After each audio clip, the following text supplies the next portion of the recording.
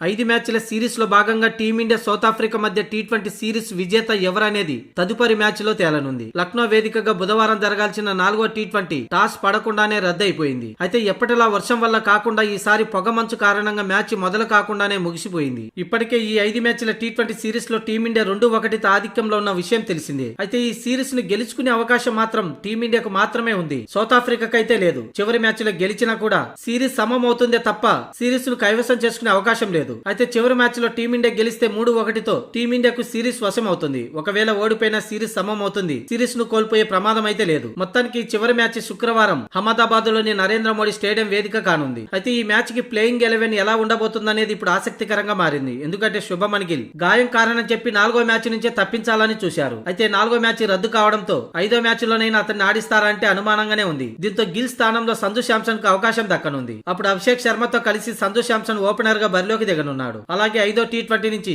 అటు అక్షర్ పటేల్ ఇటు బుమ్రా కూడా దూరం అయ్యాడు. అయినా ఈ చివరి టీ20లో ఒక్క మార్పు తప్ప మిగతావన్నీ 3వ టీ20లో బరిలోకి దిగిన జట్టుతోనే బరిలోకి దిగే అవకాశం ఉంది. అంటే శుభమన్ గిల్ స్థానంలో సంజు శాంసన్ రానున్నాడు. మొత్తానికి ఈ చివరి టీ20 మ్యాచ్ సిరీస్ ను దక్కించుకోవాలంటే టీమిండియా తప్పక గెలవాల్సిందే. ఇక సిరీస్ లాస్ కాకుండా ఉండాలంటే సౌత్ ఆఫ్రికా ఈ మ్యాచ్ లో తప్పక గెలవాలి. అయితే సిరీస్ ను మాత్రం చేజిక్కించుకునే అవకాశం లేదు. దీంతో ఇరు జట్లకి ఈ మ్యాచ్ కీలకంగా మారింది. ఇక మొత్తానికి అంచనా ప్రకారం టీమిండియా తుది జట్టు ఇది. అభిషేక్ శర్మ, సంజు శాంసన్, తిలక్ వర్మ, సూర్యకుమార్ యాదవ్, శివన్ దూబే, జితేష్ శర్మ, హార్దిక్ పాండ్యా, హర్షిత్ రాణా, అర్షదీప్ సింగ్, కుల్దీప్ యాదవ్, వరుణ్ చక్రవర్తి.